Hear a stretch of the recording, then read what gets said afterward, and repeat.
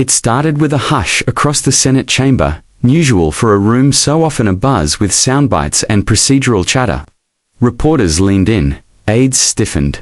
The air was thick with tension, like the moment before a thunderstorm breaks. At the heart of it stood two contrasting figures.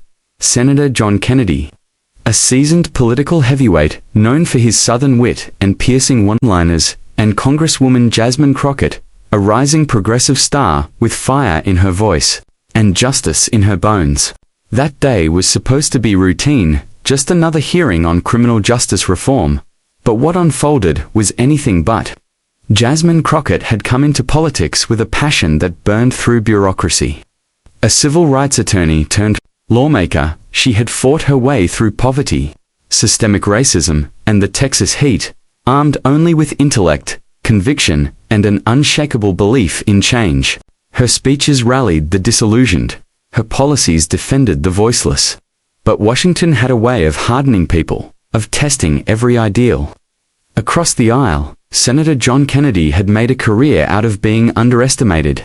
Folksy on the outside, razor sharp beneath, he could charm with a quote from Mark Twain and slice through opposition with surgical sarcasm. He didn't just debate, he dismantled. The hearing turned combative as the topic shifted to police accountability. Crockett, visibly impassioned, took the floor, laying out a compelling case for deep reform. She cited data, told stories from victims' families, and challenged the Senate to act with moral clarity. Kennedy leaned back in his chair, arms folded, expression unreadable. And then, it happened. As Crockett finished her impassioned plea, Kennedy leaned forward into the mic and said, in his signature Southern drawl, "Congresswoman, bless your heart, you came here with fire but no flashlight." The room froze. The line was devastating, just in its sharpness, but in what it implied, that her passion was blind, her convictions uninformed. It was a blow cloaked in charm, and it landed with lethal precision.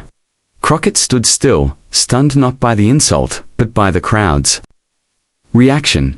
A few stifled chuckles, a flash of approval on cable news crawls.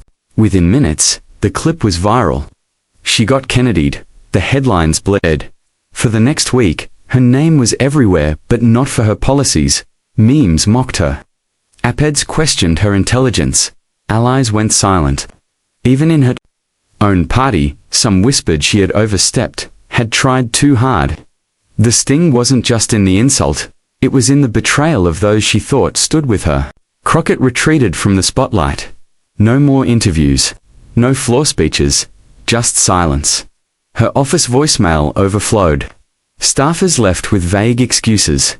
Donations dried up. She wondered if her career was truly over. And then came a letter. It was from a 16-year-old girl in Detroit. "Dear Congresswoman Crockett," it began, "I saw what they said about you. But I also saw you. You spoke up for people like my brother, who's in jail right now, because of a system that doesn't see us. You looked like my mum. You sounded like my aunties. Please don't quit. We need someone like you." Crockett wept. It wasn't the only letter. They poured in emails from teachers, messages from mothers, TikToks from college students who felt heard for the first time. The media might have run with the insult, but the people remembered the message. Slowly, she returned first with a town hall in her district. Then a podcast interview. Then a fiery rebuttal on the House floor. She didn't attack Kennedy. She didn't need to. Instead, she doubled down on her mission. This time, sharper, more focused.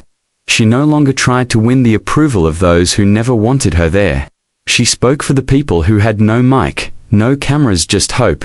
The tide began to turn. In the next election, Crockett won re-election by a landslide.